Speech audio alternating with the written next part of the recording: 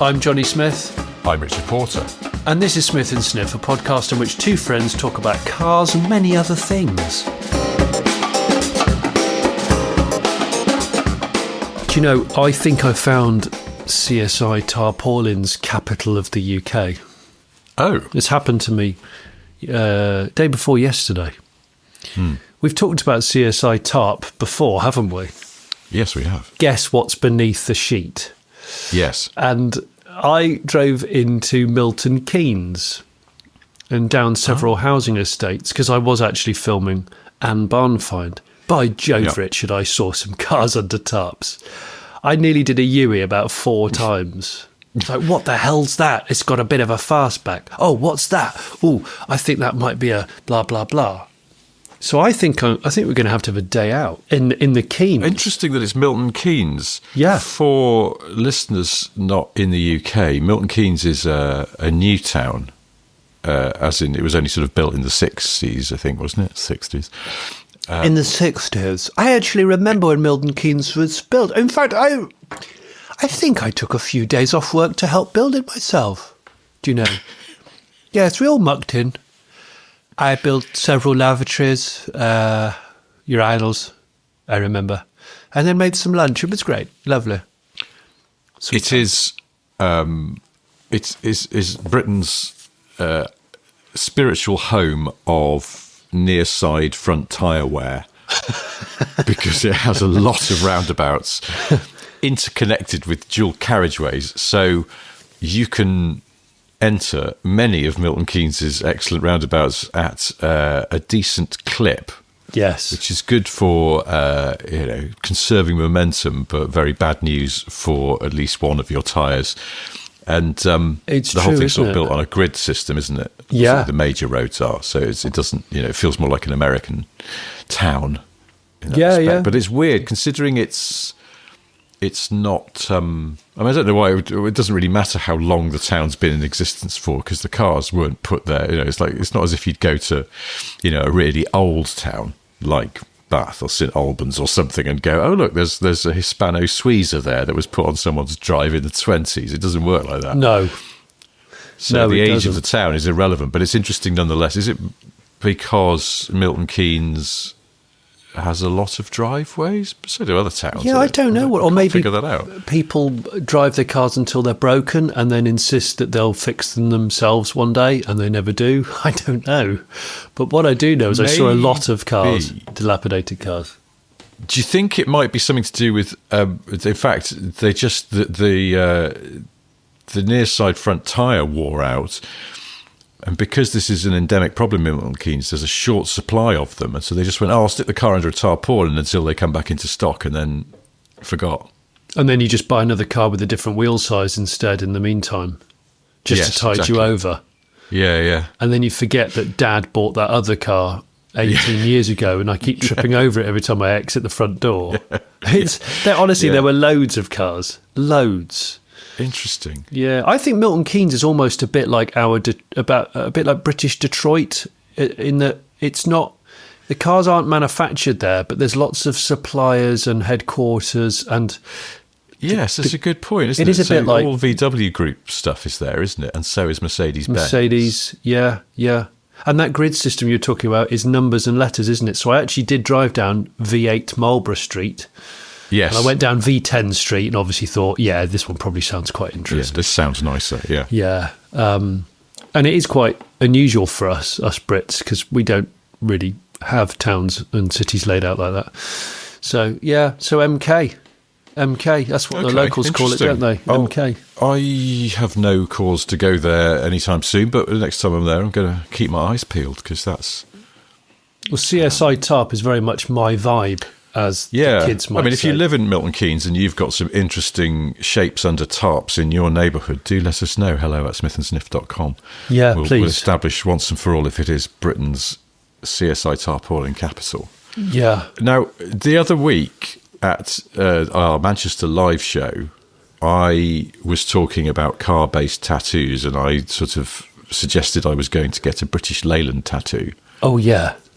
And then when was it? Last week? A week before, it was my birthday.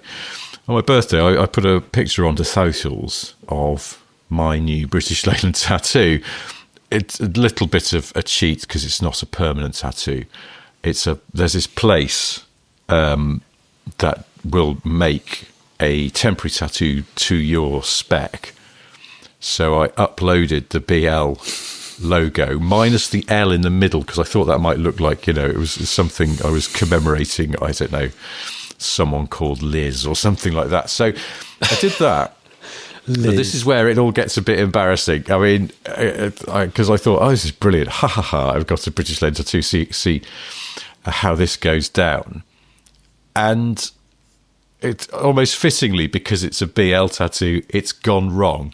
Oh, what? I've had some kind of allergic reaction to the ink they use in the temporary tattoo. Really? Yeah, my arm's got all red and blotchy. Oh, but my of course, because gosh. it's meant to last for a couple of weeks, you can't just wash it off. You can accelerate washing it off with salt water, but it's still there, and my arm is still a bit red and raw. And I was like, well, this is just frigging great, isn't it? Of course it's of course it's gone wrong like an old princess. The paint has reacted. So, yeah, I was actually probably, my arm looks a bit like the paint on a Rover SD1, because the early SD1s famously had terrible paint finish because they screwed up the installation of the new paint shop at the Solihull factory. So yeah, thank you to everybody who did send me a message and go, oh brilliant, you've gone through with it. And I didn't admit that it was a fake, but I'm going to have to fess up now, because I thought we're doing a live show this week, and people are going to go, oh, show us your BL tattoo. And I'll have to go, no, I'm going to show you this red mark on my arm where it used to be before my body went bleh and tried to reject it. So anyway, that's gone brilliantly, which will teach me. I think maybe the moral of this is that you need to actually get a real one. That's what I'm thinking. Yes. Yeah. Well, I was hanging around with a mutual friend of ours last night, and he went, have you got a tattoo? And I went, it's a fake tattoo. Look closely. It's all red and blotchy. And he went, oh, dear. And he went, is that the British Leyland logo? And I went, yes. Long story, but here we are. And he went, that's perfect. Really? And I said, well, I was thinking of, actually getting a proper tattoo of it. He went, you've got to. That's absolutely perfect. It's so you. And I went, yeah, I suppose it is, isn't it? So it is quite cool, yes. I have to say. I did like it.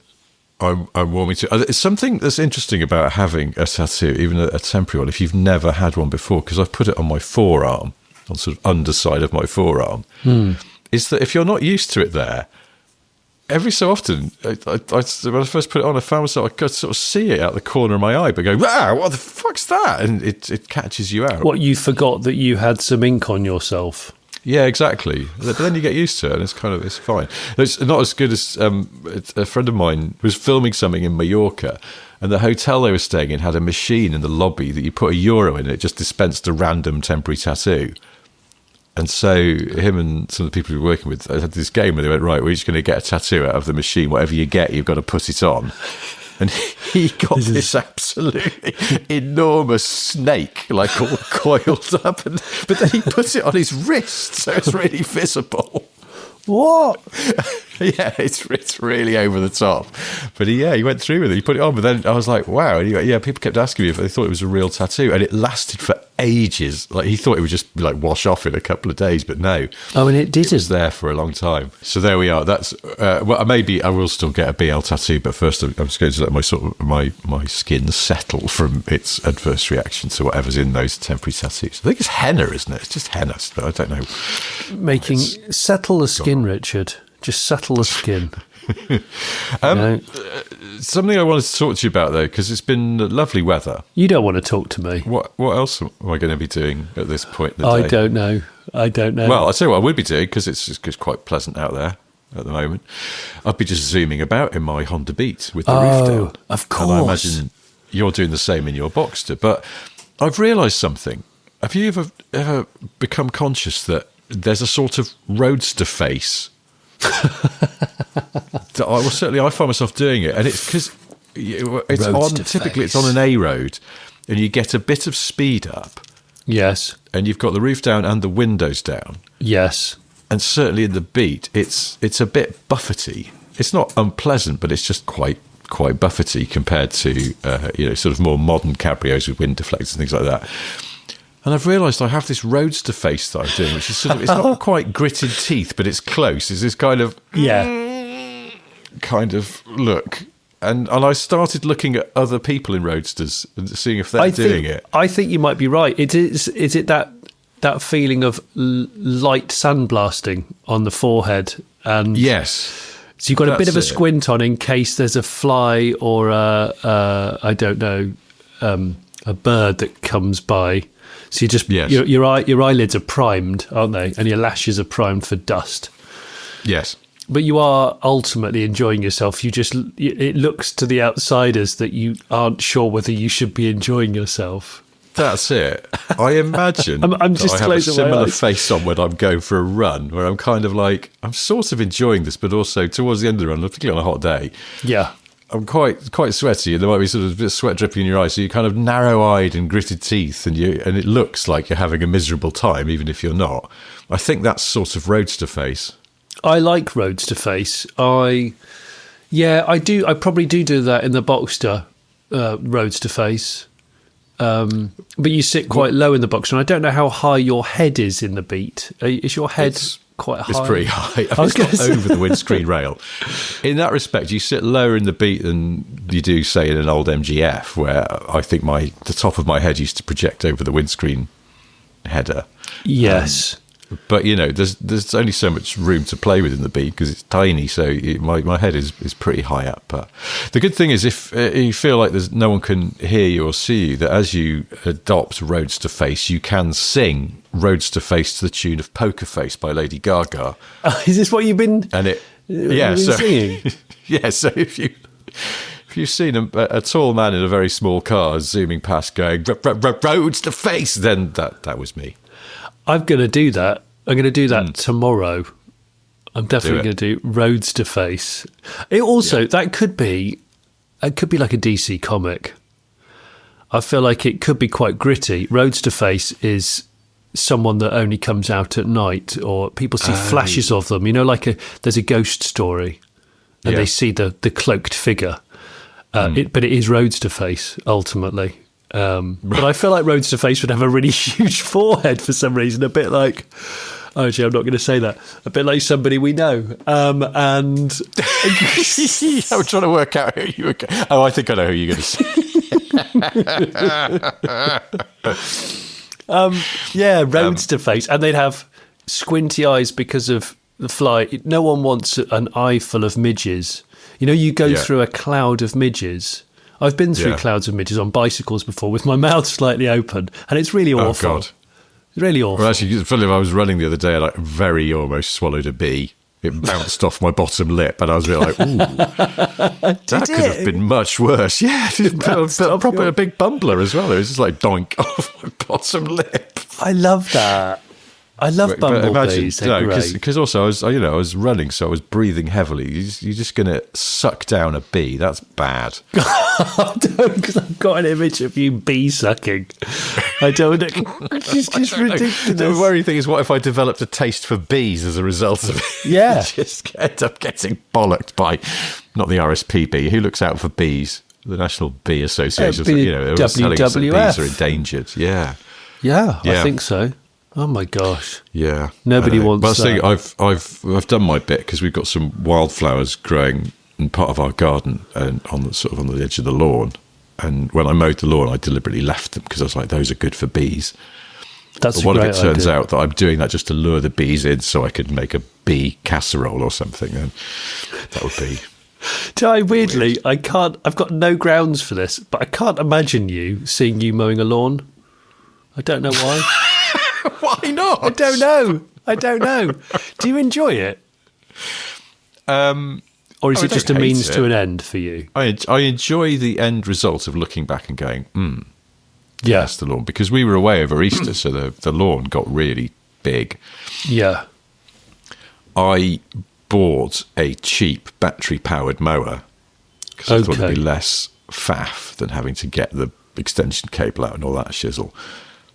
Right. And the battery mower is too weak to deal with a shaggy lawn. Yes, this is the issue. Very much it's a trimmer. It just trims when the lawn needs a little tidy up. So you need to do little and often. You can't imagine me mowing a lawn. That's really. I'm worried what that says about me now as someone who. I don't know. I feel like you might sort of just do it with a slightly squinty look and looking away a bit in case something like a slug flails into your face. Because I've strimmed slugs before. That's not cool. Well, the big one for me is dog turds. Oh gosh, scalping a plot. Because we have a dog. Obviously not any other reason, but that's who's leaving the turd on our lawn. I'm pretty confident. Yeah, but I'd have a neighbour, an angry one. It's not a fly mow, but it's an under, rotary thing. Yeah, I don't have which is that. Maybe I would enjoy lawn mowing more if we had a proper old mower with a roller, so you get stripes. Well, yeah. Well, I was going to say, why don't you? I don't know. I think I might, because I totally forgot to celebrate your 50th birthday on this very podcast the other week, and I'm annoyed with myself for not saying happy birthday and all that. You know what I mean? Yeah, do you know? That's all right. I think you said it in real life, though. I did say it in real life. Yeah, I did. But and to continue our weird similarity connections, which we do seem to have here and there. We realised that April the 24th is the exact date I passed my driving test, and it was your birthday, obviously. So we did talk about this again in real life. What year was it again? 96. I passed my test. 96. Okay, so it was my 21st birthday. Yeah, there we go. So you were 21. Do you know what did you do on your 21st? Do you remember? I think I went out for a nice meal with my family. And then went to the pub with my mates. I think, and got battered. To remember. Yeah, it was, yes, I think that was the gist of it. But do you know? I said this on Death Socials on my birthday that the day I was born was the day the Citroen DS stopped production. But what I also discovered is that the day before I was born was the publication of the Ryder Report, which was the government-commissioned report into the future of British Leyland. It's amazing. So that's quite uncanny. So I guess the day I was born, I think it's about 3 a.m. So then I suddenly was like, God, imagine that, being my dad, and you've just had your firstborn son, and then on your way home you pick up a newspaper on the front page. It's all about the Ryder Report into the future of British Leyland. What a time to be alive. But then I found out that a few days later, this is not from the year I was born, but the day after my 9th birthday, the Austin Montego was launched. Oh, it's all clicking together, Rich. Isn't it? Isn't it just? It really is. Again, I mean, I sort of remember the Montego being launched, but not specifically on that day. But it's like, it was my 9th birthday, and then the following day, there's a new saloon car from Austin Rover. I wonder what that's all about. So, yeah. Information of no consequence or interest whatsoever. Well, we've had, by the way, if you can hear like a scratching sound in the background, it's just one of my tortoises trying to wreck a plastic greenhouse, but just ignore it. Just pretend it's not happening. We've got a listener who's a mate of mine called Graham Bolf. His nickname's Bolf. And he said, just been listening to the podcast, and that siren that you keep talking about, I've got one in stock. Choose your recipient. Ha, ha, ha, ha. And I went, hang on a minute, what? And then he said, they're called, what are they called? Hang on. They're called air raid siren, 12-volt air raid siren. And he said, I've got them, and I can fit them to cars or vans. So if it's all right, Richard, I've actually booked in the Eagle Quest to have one fitted. Are you serious? I'm absolutely serious. Yeah. When's this happening? It's happening in time for us to take it, because where are we going? Oh, Festival of the Unexceptional in the summer, aren't we? So. It will be fitted in time for the Festival of the Unexceptional, and maybe it could signal, I don't know, the end of the show. We could do like an official. We could use it for something. Yes. Couldn't we? well, they ring a bell or something to announce the opening of the stock market, don't they? But we could officially open or close, well, any event of your choosing if you'd like to book us to turn up with our 90s limousine. Well, but we might get disgruntled people flocking to the area expecting to see a ghost train, and then they realise there's nothing ghouly at all going on. I don't know if you've seen this. I think it sort of crops up online, like as an ad in front of YouTube vids, but it's certainly, I saw it. In fact, I know my wife told me about it. She went, there's this absolutely terrible advert for the Range Rover Sport. Oh. With, I think it's that bloke out of Things. I can't remember his name. He might have been in Bridgerton or something. He was in The Gentleman, that Guy Ritchie thing. Have you noticed everything Guy Ritchie makes now has got gentleman in the title? It's very confusing. Yeah, I've noticed. I have noticed that. Yeah. It's just, he's become fixated with that word. And but one of those gentleman series, the handsome guy who's the lead in that, he's in this Range Rover Sport ad. And I saw it at the cinema in front of, before a film started. And it's absolutely piss poor. It's sort of him retrieving a ball for a dog in the grounds of a stately home by ragging his boat around the place. It's just bad. It's a bad ad, and I think it's got some really wanky CG in it as well. It's just, yeah. Oh, that sounds horrible. I haven't seen it. Yeah. But now I feel the urge obviously to do not that so. widespread. Well, maybe maybe everyone realises it's cack. I don't know. Well, that's it. But it's funny because I just don't feel like I see car ads anymore. You know, no. There's not TV ones. There's definitely no creativity in them, I don't think. Well, it's probably because this is the thing with this Range Rover ad. I can't work out. It looks to me maybe like it was done on a lower budget than it's trying to appear. Right. But they obviously spunked a load of cash on the sort of recognisable stars in it, and but you just go. That's the thing. What car company would sign off on a very expensive advert the way they would have done in the 80s? Because at best, it's going to probably appear on YouTube and people will skip past it.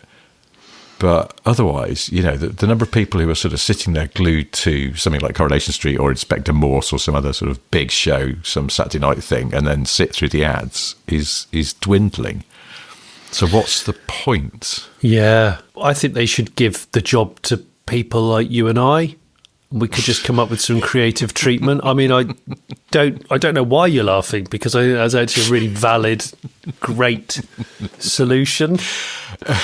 Do you remember years and years ago, like before we did Smith and Sniff, you and me were both invited to a brainstorm session at a place that was pitching to make some ads for Vauxhall? Oh gosh, I do, yeah. Yeah. And do you remember they sat there and they went, right, yeah, I think they thought that you and me, you know, both sort of had lateral kind of creative brains, and we came up with some absolutely stupid stuff. And I do remember they couldn't use any of it. I think they were just utterly confused, is what I think. Yeah, I do seem to remember there was a point at which I think we very enthusiastically worked up this idea, and then and the guy sort of went, "You want me to write that down?" Yeah, and we went, on the meeting room whiteboard or whatever. Yeah, that'll work. Wasn't it? Wasn't the one of our big ideas was that we created a character called Bob Fox? It was Vauxhall was his family home. Oh, that's right, Bob Vox from Vauxhall. Hello, I'm Bob Vox. Here at Vauxhall, my old house, we love a Vauxhall. That is so true. That was it. Bob Vox from handbrake turns in a Vauxhall. Corsa on the gravel. Yeah, it was. They couldn't use any of it. He was a sort of, I think we pictured him as a kind of Bob, what's his name? Oh, Bob Hoskins. Yeah, like a Bob Hoskins type of guy. Yeah. He was a Luton-born geezer. That was the other thing, wasn't it? It was here at Vauxhall in Luton. We love our cars. Yeah. Oh, I would have really liked that. I'm thinking about it again now. My creative juices are coming back. Well, maybe that's the thing. It was just ahead of its time as a concept. We get back to Vauxhall now and see if they. We were talking earlier about Milton Keynes, the new town. Is it a town or is it a city? I think it's a town. It doesn't have a modern cathedral that they just put up in the 70s. Oh, one of those, like the one in Liverpool that sort of looks like a wigwam. Yeah. Yeah. Something like that. Why is it modern churches always have a smell to them that I can't quite place? Do they? Yeah, there's a definite smell. It's not an unpleasant smell. It's just modern church smell. Because old churches sort of smell a bit kind of musty. Well, it's damp, slightly damp. Damp, because it's always stone. It's always cold stone walls and cold stone. But then you've got decades, maybe centuries of candle use and incense, and that's not a term I've ever heard described from an estate agent with houses for sale. What? Centuries of candle use within all rooms. Yeah, I think you say smells a bit like a new church, hence price reduced. Do you know what I think? I think I know what it is. Have you ever smelt the foam backing of new carpet? Yes. It's quite distinctive. Yes. I'm wondering whether that's what we're talking about here. I mean, but that's something different to the smell of new carpet per se, which is, I find quite a pleasant smell. Yes, I do, because it smells clean. Although they often say that you have to, when you have a new carpet put in, open the windows for a bit to let it off gas. Yes, you do have to let it air out. But yeah, you do. We had to pick a new carpet not long ago, and it involved a few visits to a carpet showroom, and honestly, just the smell of the place was my favourite bit. Did it draw you in, and did you end up just buying all manner of different carpets just because you were just intoxicated by the just smell? Making excuses to go down there again. Hello, Mr. Porter. Need a carpet? Nope, just here for the smell. Yeah. Do you know what? It's really weird. I've been driving my 2CV a lot this week because the weather's been pleasant. Oh, get the roof back. Joe, I haven't yet because I'm a bit scared that I'll get it wrong and it will tear itself off because I've heard that's quite easy to do on 2CVs. So I'm going to do... Yeah. You got to sort of like roll it and strap it correctly. It's not like a German car where it just goes back and it's never going to fall off. It's not quite like that. So I am going to do it, but I've had the flappy windows, the ear windows up. Yeah, yeah. And I've really gelled with it because I've put some good miles under it. I even went to Caffeine and Machine, although I found out that I was hoping I was going for a tagine and ravine night, which I was really looking forward to. I was hoping for a very spicy soup so I could stand on a cliff edge and then have a big piss vista. Celebration of Moroccan cuisine in perilous landscapes. With a big vista for a piss. But no, sadly, that didn't get that when we arrived. But so I've done a few hundred miles in it and really, really enjoyed it. And but the smell of that car is quite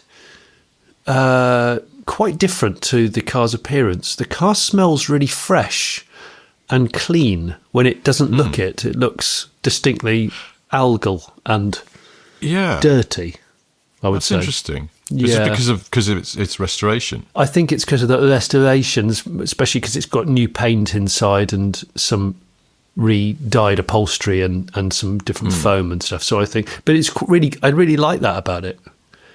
It's I find it quite an attractive thing on that side of things. I've really, because I was worried having finished that car around about Christmas and then pretty much haven't driven it until about a week ago.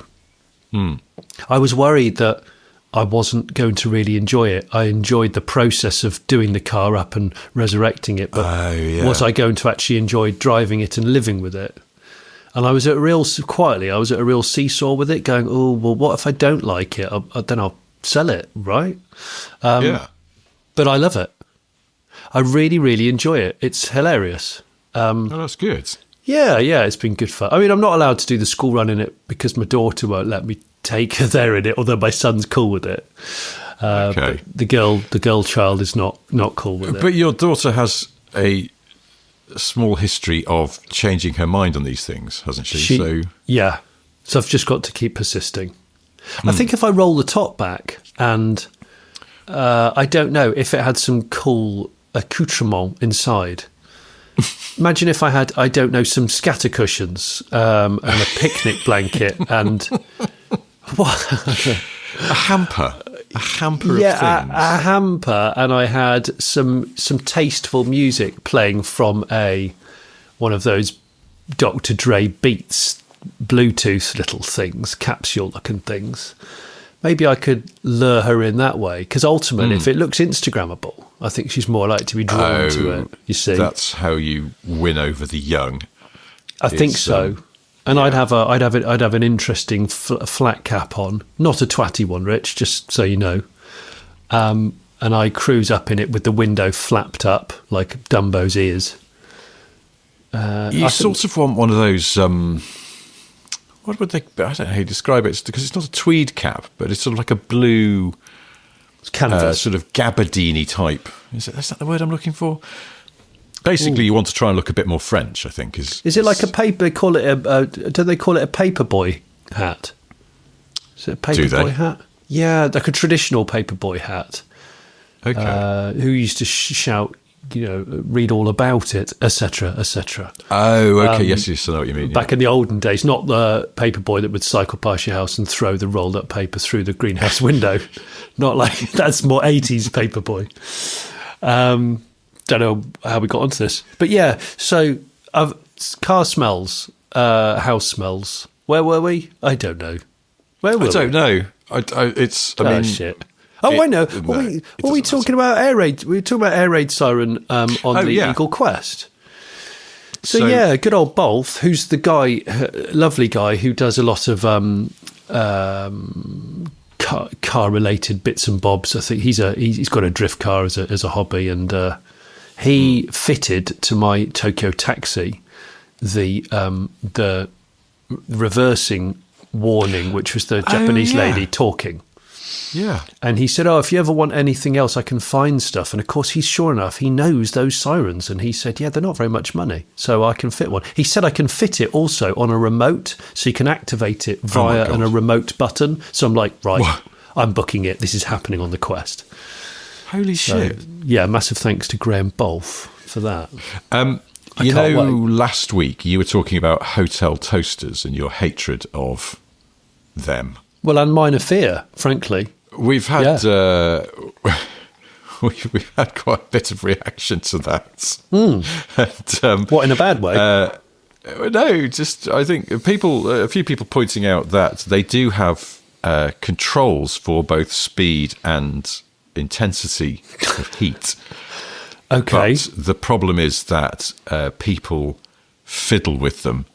Guests fiddle with them, and naturally, and that throws things out of whack. They can work really well, but we had a message from a listener called Brian who said, reference to the conveyor belt toaster, I don't know how they operate, but I do know it's a bad idea to try and make a cheese toastie in one.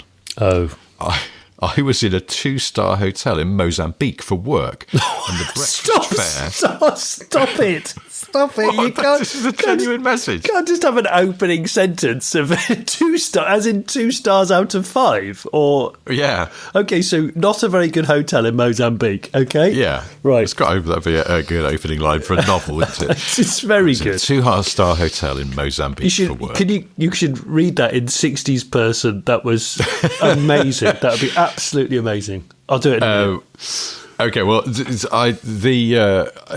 the Brian says he was in a 2-star hotel in Mozambique for work, and the breakfast fare was calamari, baby octopus, and what looked like tripe in a sauce. Oh, gosh. While sitting eating my cornflakes, I came up with the genius idea of putting a bread and cheese sandwich in one end and getting a delicious toastie out of the other. Halfway through, I could see molten cheese dripping out, and the toaster started smoking like a mould Mark III Cortina. I decided to walk away and pretend I had nothing to do with it. No way! No way. The look I got from the waiter as he tried to scrape out the cheese carnage was a mix of hatred and contempt. No. Well, there we go. So, wise life lesson there from Brian. Don't, even if you're in a 2-star hotel in Mozambique for work, don't try and make a cheese toastie. Oh my gosh, that's in a toaster. You see, Richard, I remember the Portuguese colony of Mozambique. I think I was there in around would have been 61, 62. I was staying at a queer little hotel. I remember it being 2 stars. And do you know, we had for breakfast in the mornings juvenile octopus. It was absolutely repulsive. So I used to go out onto the veranda, smoke 3 cigarettes, and eat some monkey nuts and an orange. And it would set me up for life. But do you know, Mozambique was the first place I ever saw the Gaelic Hillman minx. Do you know the Gaelic Hillman minx, Richard? Are you aware of its presence? No, was it a special edition? No. It was, I believe, the Mark 8 Hillman minx. And of course, this was advertised by Hillman as the new gay look. And it said, I think in the literature, as gay as a Mardi Gras. Now, those days, of course, we didn't use the term gay that is now used. You know, it's different now. What can I say? It's different. Back then, the gay look was the happy look, I think, the sort of happy, jolly look. And the literature reflected this with images of couples smiling and maybe holding hands and fetching flowers from the boot, you know, this sort of thing. But of course, the gay look then meant something different. It was very interesting. I do enjoy the way that life has changed. Some people of my age don't. But anyway, back to the hotel in Mozambique. I remember waking up in the middle of the night and there was a very large monkey in my room. Do you know what I did? I'm not proud of it. I'm not proud of it. I fetched a towel and I whipped it. I whipped it in the face 3 times and it ran away. And then I couldn't sleep after that. My mind was racing. I thought maybe more monkeys will return and I could get attacked. And of course, it was far too hot to shut the window. So I stayed up all night and I found a beautiful bottle of Dubonnet. And, you know, I just drank it and I watched the sunrise over Mozambique. And it was just one of the most moving things I think I've done in my life to date. Yes. Just to... Thank you for listening, Richard. I appreciate you listening to me. My voice is rarely heard these days. This is what happens with older people. On the toaster theme, we also had a message from a listener called Ollie who said, I worked in a hotel for a while where we had a conveyor-style toaster. I can confirm that, yes, they're just on for hours every day. And yes, they use vast amounts of energy, as the hotel owner liked to frequently remind us. I will always love these machines for the immense entertainment they provided for us staff on a surprisingly regular basis. We used to lay out the breakfast buffet such that the bread would sit left of the toaster, and to the right there was a selection of extremely low-quality pastries. You could often see someone pick up a cold, limp, half-sized croissant, look at the toaster with an idea forming in their heads. Oh, gosh. After some hesitation, they would, of course, put the pastry on the conveyor belt. Initially, all goes well, and the croissant crisps up nicely, exactly as they had envisioned. However, after not too long, thick smoke begins to billow from the machine, and occasionally flames could be seen inside it. Flames? Yeah, that's amazing. The customer who thought they'd found some genius life hack would now panic, very aware the entire restaurant was staring at them and questioning their intelligence. Unfortunately, there was nothing us staff could do other than turn the dial to the fastest mode and wait for the cremated remains to emerge, while saying, "Don't worry, you're not the first to have done this." How has it... Keep up the good work, Ollie. How has it not affected the insurance of hotels? Well, public liability and buildings. It's just a lethal shit idea. Yeah. I'm convinced of it. Lethal shit ideas. Volume 1. Yeah. What else is lethal? I don't know. There's got to be other lethal shit ideas, but in the automotive world. I'm sure the cars with just the way things are laid out, you just go, that's an absolute recipe for disaster. Well, but lumping everything onto a touchscreen would be a pretty high up that list, wouldn't it? That is dim. Well, I was actually a guest on an podcast called Nine Works last night. Lovely patient blokes who have wanted me on there for a while, and we were talking about the 911. I think it was a 1972 model year, which had the oil filler in the rear quarter panel. Do you remember that looked like a fuel filler flap? Yes. And it's a 1 year only feature. And as such, it's one of my favourite 911s because I like quirky things. And I saw one that came up for auction at the beginning of this year. And I was admiring it, thinking to myself, that's one of the 911s I would very much aspire to own, because it was so odd. And I know many of them in period had a sump full of petrol. Because of that. That's why they deleted it, didn't they? Because they it was the story that it was in an era of where many more petrol stations still had an attendant. Yeah. And so an unwitting attendant, I mean, you think the driver would notice and go, no, please don't do that because it's my oil filler. But yeah, apparently. Can you only imagine what the engine sounded like when someone had put, I don't know, 8 gallons of 5-star? Surely it would start to come back up the neck quite quickly, wouldn't it? Because the sump's not that capacious compared to the fuel tank. But no, I don't know. No, you're right. It probably didn't. And then maybe there'd be a quick, maybe it didn't need as much fuel as I thought. Maybe the fuel gauge isn't quite right. It's clicked off, so it must be okay. But I don't know. Just also reffing back to, was it last week or the week before? We talked about horns getting jammed on. We've had a couple more messages from listeners that are basically the same thing, but with an intriguing point of difference. The first one is from a listener called Matt, who says, picture the scene. It's 1999. I've passed my driving test and I'm rolling around in my pride and joy. An F-Reg Vauxhall Nova. Not any old Nova on that side of things. No, this was probably the most basic version you could lay your hands on. This 993cc beauty has an old Viva engine, a shell, some seats, a gear stick and a steering wheel. That was the lot. No headrest, parcel shelf, only 2 air vents, proper poverty spec. But none of this mattered because as a first car, it was literally the best thing ever. Slowly, I upgraded it with some curveball options. No Pico big bore 4s in sight, no on-the-deck suspension. All I longed for was headrests and some alloy wheels. Fast forward half a year, my ride was looking good. I fitted some beautiful but questionable 3-spoke alloys, some new seats with headrests from a posher spec Nova. And to top it all off, a friend of mine gifted me an unbranded 3-spoke red steering wheel. So I popped to a local garage, armed with the steering wheel in one hand, a Boss adapter in another, ready to put the final touches to my very swish motor. An hour later, I picked her up, thrilled with the upgrade, and a massive smile on my face. I set off to do a lap of Harrogate Town Centre, proudly showing off my new steering wheel. Life was good. This is such a man thing to do. I know.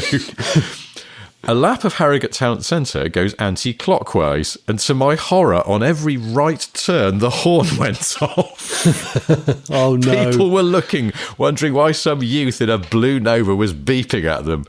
The horn would stop when I straightened up, but I was on turn 3 of what feels like a 20 right-hand turn lap of the Harrogate one-way system, and at this stage, I was more red than my bright red steering wheel. As I continued to hoot at every man and his dog on my journey. But we also had a message from a listener called Joshua, who says, my mate's brother Tommy bought a Holden VL Commodore as his first car. He did the usual BS modifications, mag wheels, exhaust big enough to fist, as well as an aftermarket steering wheel. Their mother, Donna, was what I can best describe as a Celica lady. Oh, hip, my God. Blonde hair, knocks around in a Y60 Nissan Patrol. This is... I need to know more about this Celica lady. I know. Well, so Tommy installed the steering wheel himself and wasn't handy with wiring. So whenever the car turned left, the horn would go off. Our town had one service station that had attendants, and once Donna borrowed the car and it happened to be on empty. I can still picture the look on the attendants' faces as she drove into the service station, horn going off, as if she was in a massive hurry for the guys to fill up her car. So there we go, 2 variations on the same theme. Donna Celica, Donna Celica lady. Yeah. Extra detail, she was a hairdresser, so I imagine her blonde hair was really well done. Just funny you should mention Celica lady again, because a few people have come up to me in the street to do a Smith and Sniff name check type thing and have referenced Salika ladies and said they actually knew of one or their mate's mum was one. But do you know what I had for dinner last night, Richard? Salika on toast. No, I had a really large glass of wine. Thanks for asking. Oh, right. But that's only because, anyway, it's not because I do that frequently at all, because I don't. It's just I didn't have time to eat and I just needed to wind down. However, I decided just before I went to bed to just watch the music video George Michael Careless Whisper, because I haven't seen it for a while. I've realised it's had it's had nearly 2 billion views on YouTube. Anyway. What? It has. Honestly, it's absolutely unbelievable views. Yes. Wow. But okay. Now, I know we've talked about George Michael before a lot on Smith and Sniff, but in this music video, there is a Corvette, isn't there? A black Corvette C4 of a lady who might have done some naughtiness with, which is why he's so guilty. His guilty feet haven't got the rhythm. And I do love the C4 Corvette. Can I just say I've got a real thing for them? I just think they're such good-looking cars, especially those flat-faced alloys. They are, aren't they? They're a really, really good-looking car, and I don't give a shit. Have you when ever anyone driven says. one? Yes, but not the ZR1. And I'd love a ZR1. A couple of people that listen to this podcast have got them, and I just think they're... I did that barn find one a while back, and the Lotus engineered engine, and I just think it's one of those cars which so many people have no idea how good it was for its time. And dismiss it because it's just an American car. How thoroughbred can it be? But actually, the answer is very. Anyway, so that's the obvious car in Careless Whisper. But did you know there's another car that gets a little bit of a cameo off of Careless Whisper's video? I did not. And it's the shot, the lower door and rear wheel and white letter tyre of a car, and the door opens and a very leggy lady swings her legs out, right? But you never see the rest of the car. I watched it last night and paused it and thought, hang on, is that a Salika? Because the wheels look a bit Salika-y. What? I think, I don't know, and maybe a listener can help us here. I don't know if there is an actual Salika lady in Careless Whisper. If that's the case, this is all clicking together so beautifully. Salika Lady is, I feel, the heyday of Salika Lady was the 80s, so being in the Careless Whisper video would be very sort of on point. On point, it would be unbelievable. Imagine if someone's mum goes, yeah, it's funny I've heard this term Salika Lady. I actually I did a spot of modelling and my legs were used in a George Michael video that you might be familiar with called Careless Whisper. And all I had to do is swing my legs out of the car. You never saw my rest of my body or my face. And I think I was in a Toyota Celica, because I bought one a few years later and just really enjoyed it. And you go, what? This is end of level boss Celica lady levels. This is unbelievable.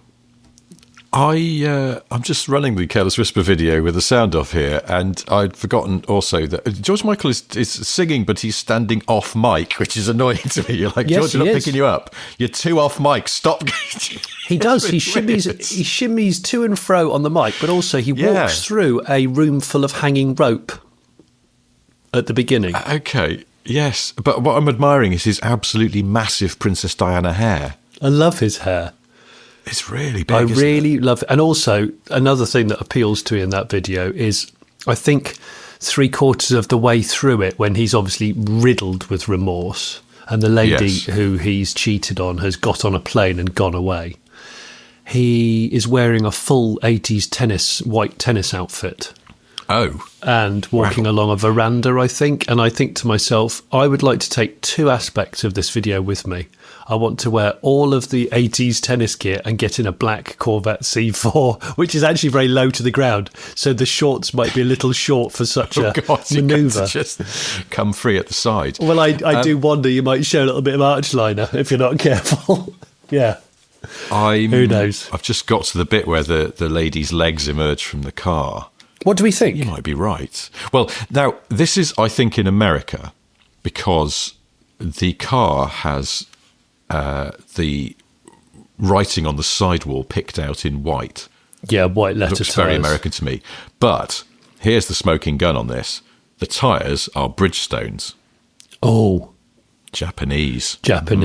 Yes. But is it a Celica or is it an RX-7? Oh, hang on. Okay, tell me your evidence, Mr. Porter. I just that the wheel looks to me a little reminiscent of a design I think that was on the Mark 1 RX-7, but I'm not 100%. Oh, that's really cool. I just can't quite. Now, you can see the door trim. Again, something else that leads me to think it's in America is that the door card is a sort of burgundy colour. And American cars in the 80s, they bloody loved burgundy interiors. I don't know why. They really did do a burgundy, didn't they? So, yeah. But I'm going to say... Ooh, you're going to go RX-7? Oh, no, it's cut away. But I think maybe RX-7. Never going to dance again because my rotor seal tips have gone. Yeah, that was the problem, wasn't it? And that's why the lady swung out her long legs with the old high heels on, because she realises that the wankel has shat itself and she's got to get a lift home. Unfortunately, is that what it is? I really want to now know the answer, because you never see the rest of the car in the video. I'm pretty sure you don't see it. No, I don't think. Well, I don't know. I haven't seen it, but yeah. I'm sort of quite pleased that I found a piece of George Michael trivia that you're not familiar with as well, because it's quite hard. Because everyone knows about the Corvette in it, and the Corvette is rad. I love it. But the little bit of dirty RX-7. So I suppose, what was the first? It was FA. Is it FA or FB? We're just now researching something live on air. Which no, is that's not going to work. Brilliant. No, let's not do that. Come on. This needs further investigation. I'm sure that our listeners will be all over this, like George Michael is all over that lady in this video. He is all over that lady. Yeah, he definitely is. But maybe one day we could reenact that video with a Corvette and a bit of possibly Celica or RX-7, and you guiltily walking through some stage ropes and then singing off microphone with some majestic hair. Never quite addressing the mic. I think that would be a great thing to do. That would be a great thing. We'll put it on the list of things to do. I've started, as we did this, because we're both journalists and we're both fools, we were researching whether or not Mazda RX-7s looked like that bit of car in Careless Whisper. Well, for some reason I have stumbled across a website which has got some pictures from the Tokyo Motor Show in 1970. I think I found one of the coolest concept cars ever, even though I've never seen one before in my life. It was an electric concept car called the Nissan 315X. And it was all electric city car with a slightly covered up back wheel and a really huge glass house. It's the oddest, coolest thing. And the two S's from Nissan on the number plate are like lightning strikes. Oh. And man, it looks good. Really very good. Slightly reminiscent of a sort of a more futuristic take on what was your little electric car called? The Enfield 8000, Richard. The Enfield, yeah. Doesn't it look like you could believe it was the replacement for that? Yes. Or the Japanese. The Japanese retort to it. That looks really cool, doesn't it? It's got very tartan seats, or very sort of checky, multicoloured seats. I wonder if Nissan have got one in existence in their museum. If Nissan's listening, we are friends of Nissan, I think. Can we find one? Because I really want to touch one. Yeah. Anyway, we'll leave that there. If you're a patron, we'll put a picture of this up so you know exactly what we're talking about. Yeah. Goodness, that's cool. A quick, a listener called Alex Reed just wrote and said, hearing Richard's rendition of the woman who said, right, reminded me of Alan Partridge's voice when he pierces his foot on a spike. trying to climb over a fence while Lynn watches. Yes, this is a good point. So you go, Lynn, I've pierced my foot on a spike. And it is very, very similar. Oh, gosh. Well spotted, Alex. But yeah, no, the lady I'm talking about, I don't think she ever pierced her foot on a spike. I suspect if she did, she'd still have gone, right. Pierced my foot on a spike. Someone used the term snazzy to me the other day. I pulled up in the Renault 5, and they went, "God, that looks a bit snazzy." And I thought to myself, I don't think I've heard that term since social media began, or maybe even prior to that. Snazzy. How old was this person? Younger than me, I want to say. I'm not going to tell anyone who he is, because in case he's embarrassed. I don't mean any embarrassment, but it was just a mere observation. But yeah, the term snazzy. I mean, I quite like the word snazzy. I do sometimes use it slightly ironically, but wishing it wasn't. Is it? Did Americans use the term snazzy? Was it? Or I don't not? think so. It doesn't. I don't think it sounds American. It sounds very sort of something your mum would have said in the 80s or 90s. Americans used the term like spunky, didn't they? But I don't know. Yeah, but we didn't in the same way. No. When was the last time you heard someone say trendy? Oh, not for ages, and it was definitely someone's mum or grandmother. Definitely. Undoubtedly. Trendy. Yeah. With it. My mum used to say that. She'd go, "Oh, that outfit looks really with it." Yeah, I like that. With it. And I haven't heard it. I've never used it myself, and I'm wondering whether I should selectively use it. With it. With it? Because then it sort of begs the question, with what? Yeah. Is it with the times, with the life and times in which we live? I suppose so, yeah. It's just with it. Yes, I can sort of hear my parents saying that. Oh, he's very with it. Very with it. He's extremely with it. Yeah. As opposed to being without it. Well, I'm definitely without it, I would say, most probably.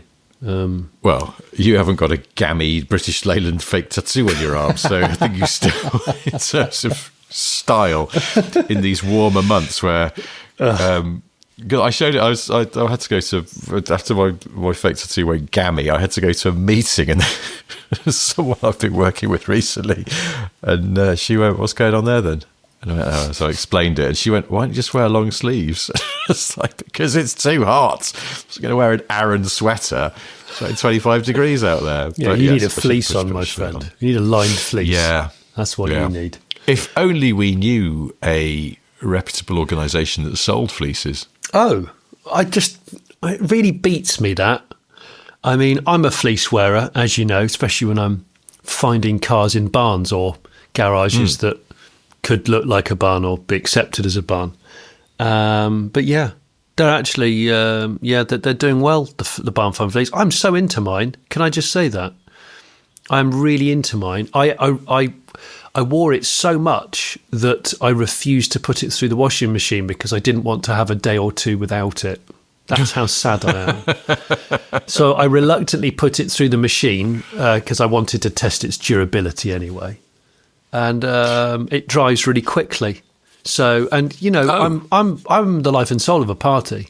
So no one wants to talk to me about it. To wrap up things your mum might have said, with it being warmer recently, it is good drying weather. It's incredible drying weather. Bless him. If George Michael was still around and he still had that Careless Whisper spec hair, he'd be able to have a shower and then stand out in the garden, and that hair would be done in what, 5 minutes? Ooh, bit flat though. I think that you can only get that size of hair with a hairdryer, I'm sure. Oh, really? Oh, yeah. You got to get some air into it, like a batter mixture. George Michael's battery Princess Diana hair. That needs air putting into it. Yorkshire pudding whipped batter. Yes. Yeah. Exactly. Oh, do you know, you really made me laugh the other day because I went into the gents' toilet of a workshop when I was working on my Boxster. The lovely, sweet guys at TH Racing, James, I must say hi to him. And he won't mind me saying, but in the gents' toilet, someone's put a selection of air fresheners, clearly from cars. And one was hanging above the urinal, and it was a huge Batman oval sign just hanging from the cistern. And as I was weeing, I just looked up at it and I thought, what, has Bruce Wayne been in here and like left his mark and gone? Yes, it really tickled me. 5 bat minutes if I were you. Yeah, exactly. Somebody, please, this toilet's absolutely been wrecked. Can you shine the light into the air and get Bruce on the case? Commissioner Gordon going, we need to find the person behind this. Call Batman, and Batman arrives looking very sheepish. with Domestos and a spiky brush. Right, where is this? Yeah. Oh, well, on that gosh. edifying and highly relevant note, it's probably time to wrap this up. Before we go, I've got 3 things to tell you. They are: 1, Jonny is engaged in a remarkable project to remake the Great British Bake Off, but only starring the former lead singer of Marillion under the working title Fish Cakes. If that's not to your taste, then there is, of course, the Late Break Show. What's going on there at the moment? You idiot! Stop it. Sorry.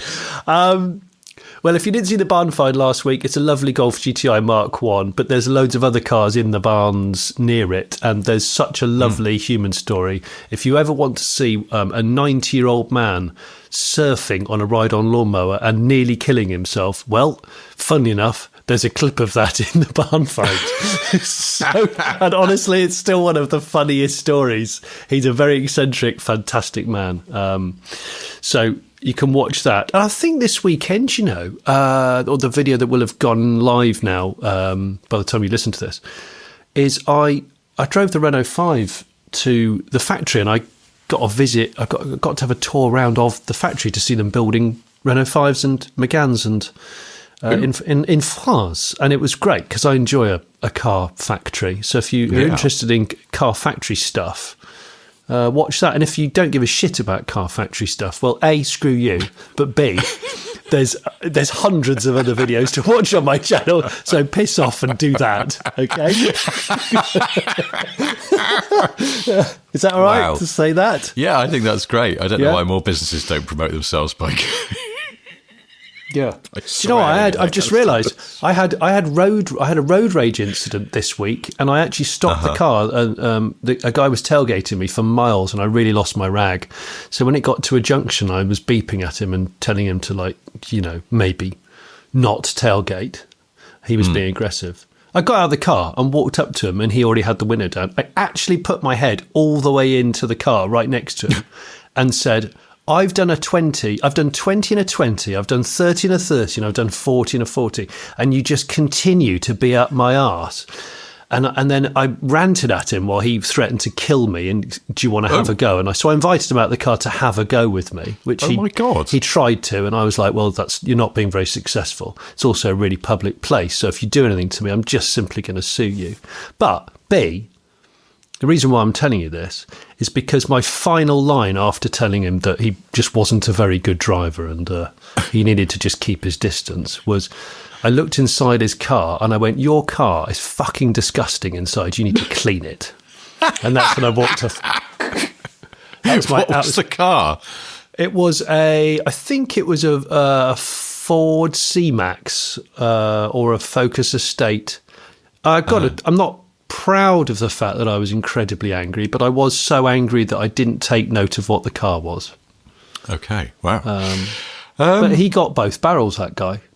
It sounds like it. Jesus. Yeah, he gave me both of them as well. We exchanged barrels.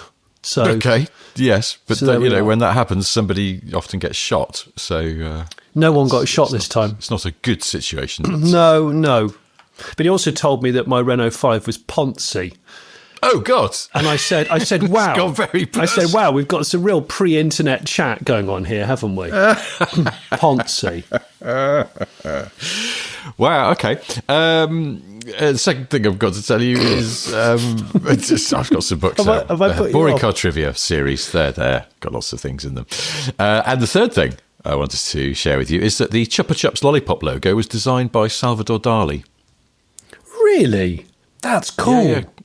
Chupa Chups is Spanish, as was Dali. Did Dali do other logos? And I don't know, but basically the owner of Chupa Chups, or the founder of Chupa Chups, just approached Salvador Dali and went, "Would you do me a logo, please?" And Dali went, "Yeah, okay." Do you know what? That's really cool. I love Salvador Dali stuff. Well, you should go and buy Chupa Chups in his honour. I went to Salvador Dali's old house. Yeah, it was nice. Yeah. Good. Lobster telephone. Right, well, that's quite enough of this, but we'll be back on Friday answering all of your questions, and another show. Actually, it'll be a live show. We'll see some of you on Wednesday at the Morgan Factory. Gosh, yeah. We're doing a live recording, and you'll hear the results of that next Monday. Until then, goodbye. On that side of things, goodbye. So you've enjoyed this podcast, but you've had a thought.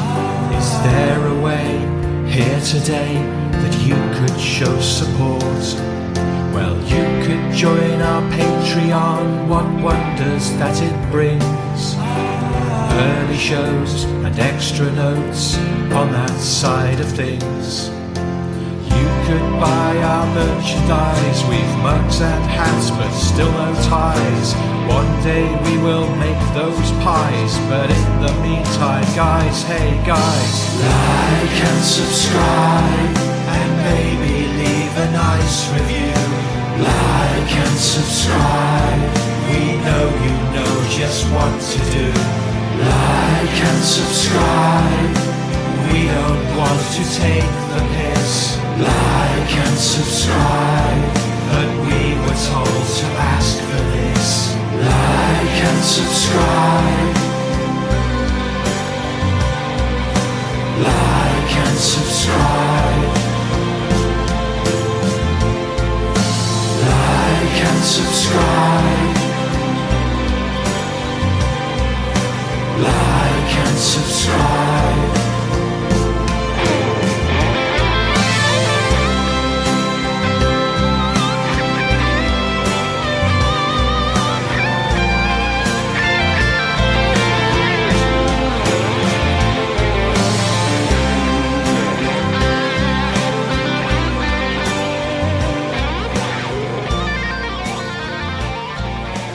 Have a good time and take a coat, because you never know, the weather can change.